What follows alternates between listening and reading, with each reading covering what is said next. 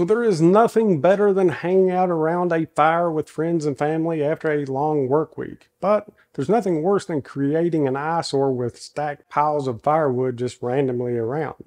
So let's fix that. In this video, I'll be teaching you how to build this easy DIY decorative and functional firewood storage rack. You'll always have plenty of dry wood when you're ready to relax, and even a built-in section for starter wood. And like I said, this is a very easy DIY project. Let me show you what I'm talking about. So the first thing that we're going to do for building this firewood holder is to build the frames. And for that, we're just going to be using some construction grade 2x4s. We're going to need 2 of these outside frames, so you're going to need 5 2x4s to start out with. So the main frame of this A-frame is made up of 3 different size boards. We have our 2 different sizes and then our base that goes across the bottom. Now the angles that I'm about to go over can be changed up to fit your area. So for an A-frame design with a miter top, we're going to need to cut these at a 53-degree angle. And this can be cut on most miter saws, table saw, circular saw, or even a handsaw. We're not going to need very many of these cuts, so there's definitely a way that you could do this. But if you decided that you did not want to miter these tops, you could actually leave it just like this, because by the time that we put our trim on, nobody's even going to notice. So to start off with, since I'm going to need 2 of these frames, let's go and get the tops of 4 of our boards cut to 53 degrees. So now that we have the tips of the 4 boards cut at 53, I'm just going to separate these out into 2 different sides. I'm going to call this side A. It's going to be a little bit longer than side B. So for our side A boards, we're going to be needing those 76.5 inches long, and for our side B, 74 inches long. And since I'm wanting the final product to be right around 6 foot tall, we'll be adding an 18.5 degree angle to the ends of each one of these boards. Now again, if you're leaving the top just squared off, do the same for the bottom. It'll just be sitting on one edge. With our side A boards on edge, I'm going to measure down 76.5 from the tip of the miter that we just cut, and make a mark. This is going to be where we cut our 18.5 degree angle. Then for our side B parts, again from the tip of the miter, let's measure down 74 inches. So with our 4 boards marked, let's go ahead and throw some angles on the bottoms. So with our saw set to 18.5 degrees and our pre-cut angles facing towards the fence, we'll just line our blade up with the outside edge of the mark and then make our cuts.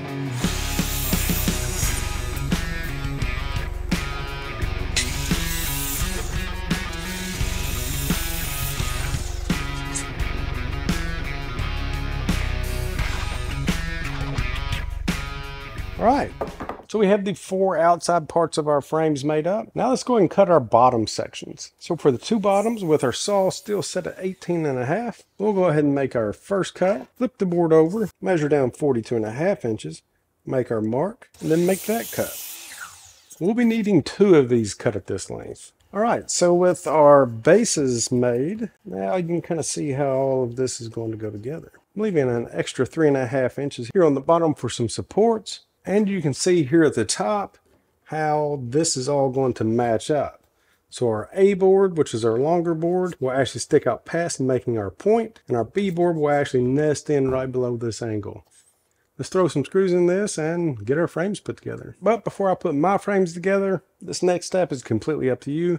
It's just something about the rounded corners of a 2x4.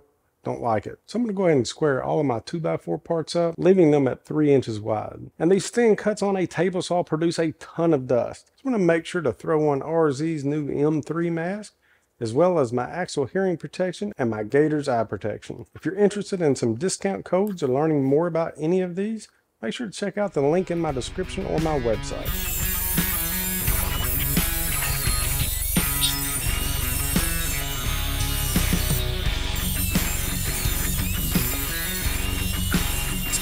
All right, so now that I have all my boards squared up, again, total preference, let's go ahead and put these frames together. Now there's a couple of different ways that you can do this. You can go ahead and assemble both of your frame sections just like this, stand them up and then work on it, or you could take all of your A parts, all of your B parts, lay them flat, and then put your shingles on, making 2 separate panels, and then put those 2 panels together. Since I'm working by myself, I'm going to make the frames first, and then add my shingles. I'm going to start off just by attaching my tops.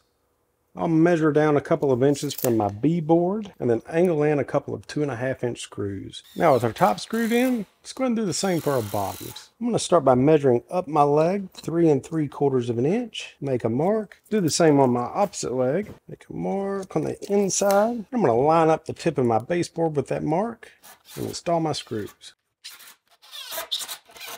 So with our first frame assembled, we can kind of see what it's going to look like, and it's going to look good. Let's go and get our second frame made, and then we'll start putting all this together. And as always, if you're a plans in the hand type of person, head over to my website, and I'll make sure to have plans for this build.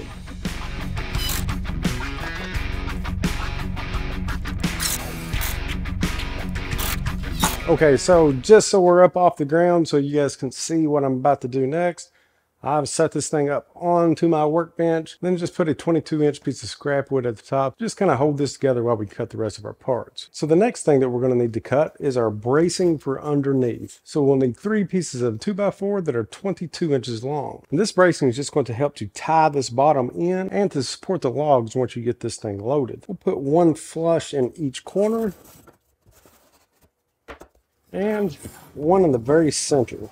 But before we install those, I actually thought of something else that would be pretty cool to add even more dimension to this. So when you're outside starting fires and things like that, you typically start with smaller material, then work your way up. So what if we had a compartment here, but it was actually made to hold your smaller material? It'd be super easy to do and only take 2 more boards. So let's do it. Now this part will be completely optional, but I will be covering it in the plans just in case. So for our smaller little triangle storage area, went ahead and cut the parts, exact same material, 33 inches long, and we're going to cut the ends just like we did for part A. So with the matching angles to leg A, this is going to be a smaller mirror image. I think it looks pretty cool. We'll need 2 of those parts, 1 for each side. Dig it. So now the only thing that we need to do is to go ahead and attach our 2 inside boards and our bottom supports. But before I do that, I'm going to go ahead and paint this entire thing just to contrast the shingles before I put those on. So I'm going to go ahead and get that knocked out, then we'll start working on the sides.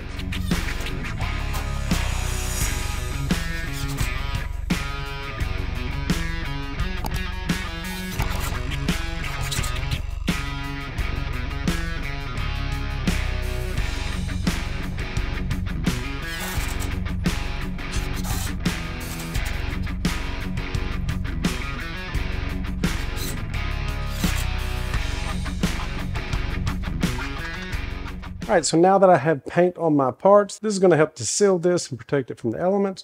You could use stain, you could use paint, or you could use treated lumber, whatever that you would like. But let's go ahead and start assembling this frame and then get our sides on. We'll start by installing the 3 24-inch 2x4s. This is going to help to stiffen everything up. Since I decided to add in this extra section, the center brace can no longer be in the center. So I'm just going to center it up at the 19-inch mark from the left-hand side. Alright, so everything is coming together. There is one more thing that I kind of noticed that it needed, and that is a center support board. Your average fire pit or fireplace log is going to be anywhere from 16 to 20 inches long, somewhere around in there. But it's never going to fail that we're going to have some pieces that's going to be a little shorter than that. So let's go and add 1 more board in the center, and we'll attach that to these 2 outside supports. So the center support board, it's going to be right around 42 inches long. Okay, so now that we have our entire frame assembled, let's go ahead and start putting our side shingles on. So for this lap siding or shingles, I'm just going to be using standard fence pickets. They're 5.5 inches wide, and I plan on overlapping each level by about 1 inch. So that should put us right around 32 boards. At least that's how many I'm going to cut, so we're about to find out. So for mine, I chose to use cedar fence pickets because I'm not going to be staining or painting the sides. If you are planning on staining or painting the sides, then by all means, use the cheaper pine pickets. But like I said earlier, I'm going to start off by cutting 32 of these at 22 inches long. So my first board is going to go on the very bottom. And to start with, I'm just going to be using some 1.25-inch brad nails just to hold it into place. So since I want each level to overlap by about 1 inch, next I'm going to install 1.25-inch exterior screws, 1/2 inch down from the top of the board. And if your pickets are really dry, make sure to pre-drill this first. Since I'm using a 1 inch overlap, these screws should be hidden. To make this go a little quicker, I'm going to mark the 1 inch mark on one outside edge of all of my siding. If I line the 1 inch mark up with the top of the board underneath of it, then I'll know that that side's in place. Then I'll throw a quick level on it and lock in my second side. I'll pre-drill and then add in my 2 screws. Alright, so I know some of you all may be thinking, is 2 screws enough? What about the bottoms? Well, with this board being angled on top of this one and the screw going in is actually sitting off of the frame, it's going to suck this bottom in, making it super, super tight. So yes, 2 screws are plenty, but if you'd like to add some more screws or brad nails on the lap, go for it. Now we'll just keep working our way up using the same process. And I'm figuring out really quick that using this level is actually going to be slower. So if there's a faster way to do it, I'm all about it. So I'm just going to square my material back up and go ahead and make my 1-inch mark on both sides like I should have from the beginning.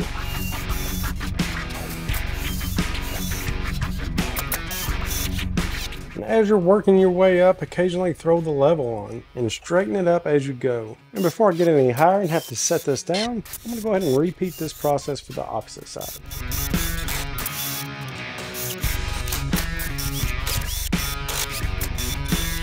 So I'm almost done with this back side, and we are very, very close to spot on.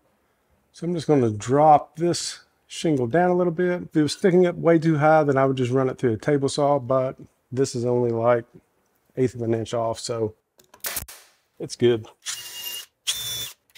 Right, now I just need to finish this side up. We'll see how close that we came to our estimate. If you've worked with fence pickets before, you know that they're not all 5.5 inches wide. So, I'm down to my last board. And unless I can stretch this thing out to be twice as long, I was 1 short on my count. 33. Actually, I only cut 33 pieces. I was wondering why I was coming up with an odd number, but I only cut 33 pieces. So 34 will do the trick. All right. Looking pretty good. All right, so the next thing that I'm going to do just to finish this thing up is to cover up these gaps where all these shingles are lapping. And to do that, I'm going to be using 2 pieces of trim cut at the exact same angles as our leg A's and leg B's. So the trim is 1.5 inches wide. And to make this, what I did was just took a 2x4 and cut off 2 1/2-inch strips. The length for this left side is 78.5 inches. The length for the right side will be 76 inches. The top angles on both will again be 53 degrees, and then the bottom angles are again going to be 18.5. I came up with these lengths just so that the board is covering these gaps, but leaving these ends of the siding sticking out, again, kind of adding more dimension to this whole build. So I'm going to go ahead and get these painted, and we'll finish this up. May do one more optional thing on the inside, but we'll see. Okay, so this one more thing that I was talking about that I may do, I'm going to go ahead and do it because it looks too good to not do it.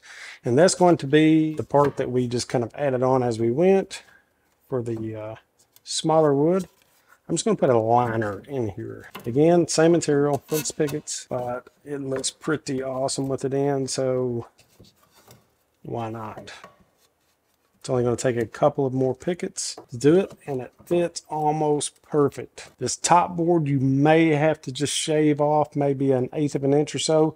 Just depends on how wide your pickets are to begin with, but yeah, I like that look. Since this is going to be outside and these are pretty wide pieces, I'm going to throw in some brad nails and then a screw in each end. Since this is going to be the front of the stand, I'm just going to take a straight edge and move all of these over so it's all flush with the front, and then lock it into place.